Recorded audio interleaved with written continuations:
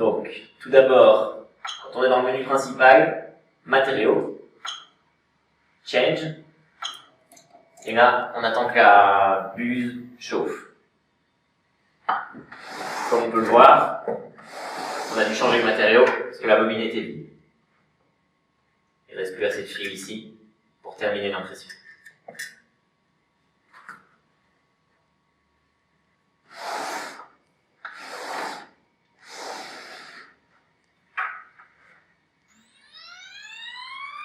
Une fois que la buse est chaude, il va retirer le fil. Et on vient simplement le récupérer ici. On retire la vieille bobine. On vient placer la nouvelle.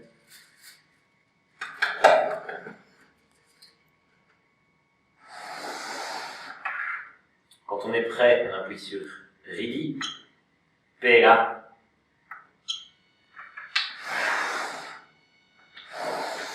Et à ce moment-là, on vient prendre de nouveaux fils, qu'on vient placer dans le trou ici, et qu'on vient pousser un petit peu pour que le moteur vienne m'entraîner.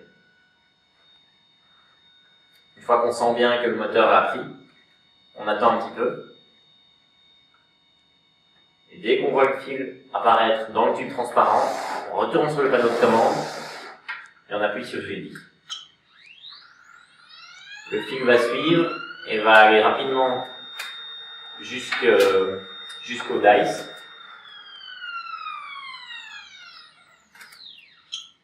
Et à ce moment-là, on va voir que le fil va commencer à tomber. Donc ici, on constate encore du fil rose qui date de l'impression précédente. Et puis rapidement, il devient mauve. Donc la nouvelle couleur qu'on vient d'installer.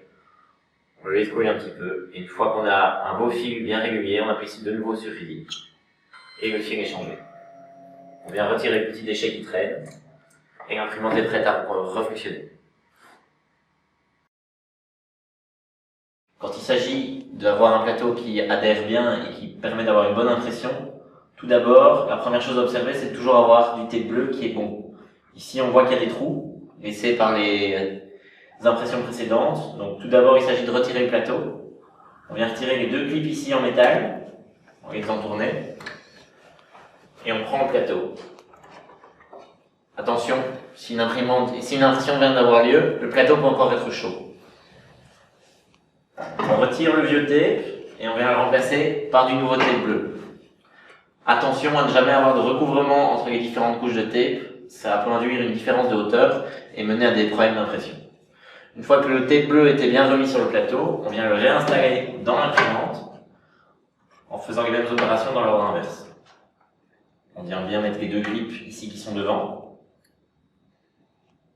Une fois que c'est fait, il s'agit de recalibrer le plateau. Si le tape est encore bon mais que le plateau n'est pas bien calibré, on peut directement commencer à cette étape. Pour recalibrer le plateau, on va dans le menu Maintenance, Build Plate, et là, la petite animation va directement vous guider à travers les étapes. Donc on fait Continue.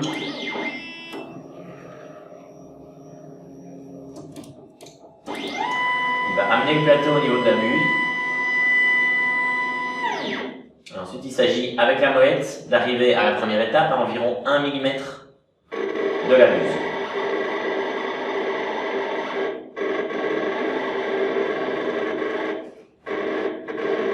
Voilà. Ici, on a environ 1 mm.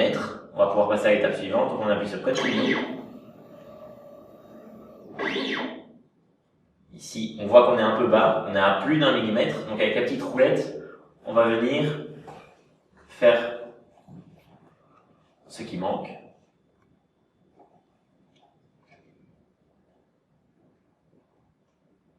Voilà. Pareil.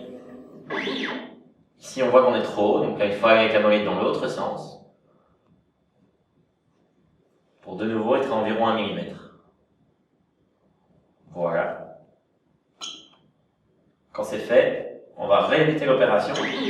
Mais cette fois-ci, avec la carte de calibration, on va venir placer la carte entre le nez et le plateau pour que celle-ci vienne glisser avec une légère résistance, mais qu'on ait toujours la possibilité de la faire bouger.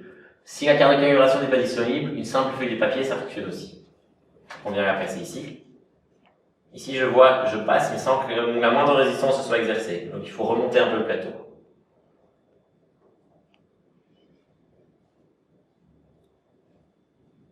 Voilà. Ici, ça gratte. Je sens que la buse exerce une certaine résistance, mais pas trop. On passe au point suivant. Même opération.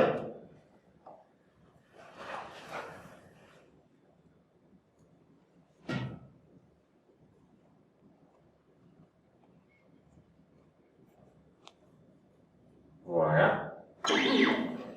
On passe au dernier coin.